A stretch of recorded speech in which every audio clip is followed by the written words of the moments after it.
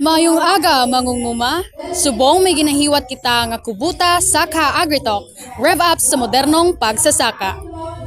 This seminar is spearheaded by Iloilo New Agri-Industrial Marketing Services Incorporated in partnership with Iloilo State University of Fisheries Science and Technology College of Agriculture.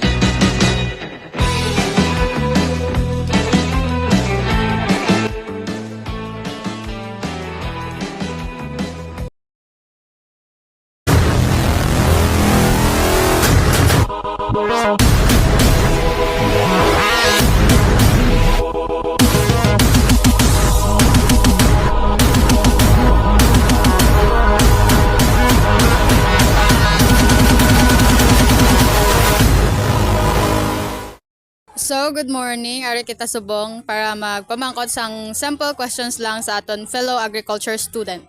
So, please state your name and your team. Good morning, ma'am. My name is Richmond Aquino from the team Transplanter. My question is, what is your feeling ari subong ang Kubuta Philippines nga naga-share sang andang innovations ka naton? So, mas manami gid nga Kubuta Philippines nakakanta ka naton ka seminar about sa new technology. Kagi hindi la diyan matawan pa kita ka mga ideya nga makapadasig aton nga paghimo sa aton nga uma.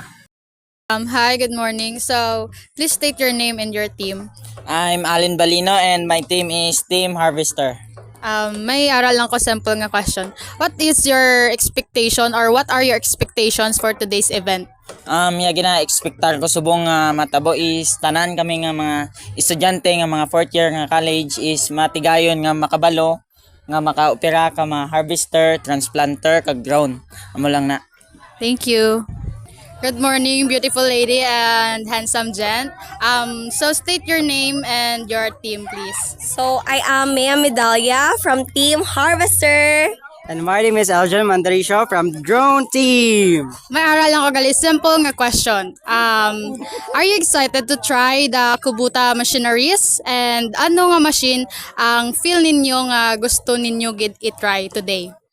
So, yes, no, oo, syempre, we are very excited to try the different machineries for us in the future nga may knowledge doon kung paano i-operate ang amudaya nga machines. So, the machine that I am very excited to try is syempre, from Harvester team.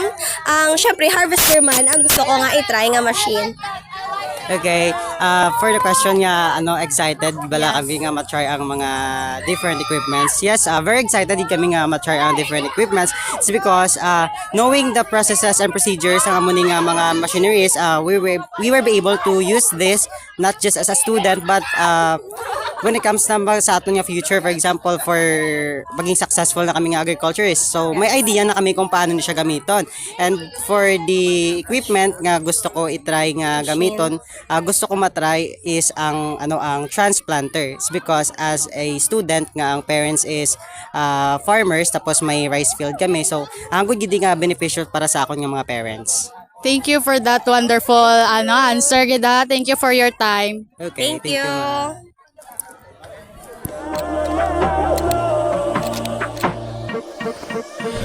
'cause you are that someone that gets me like no one else, right when I need it the most. And I'll be the one you rely on, the shoulder to cry on, a friend through the highs and the lows.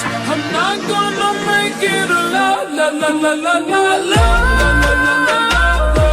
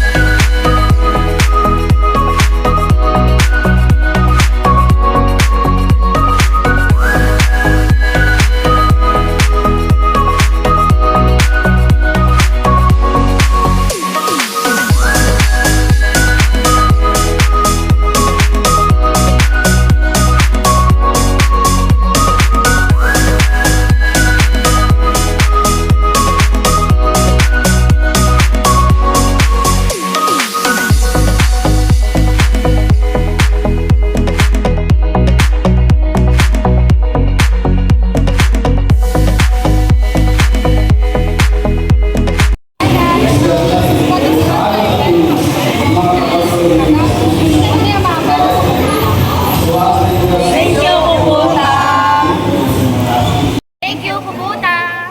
Thank you, Kubota! Thank you, Kubota!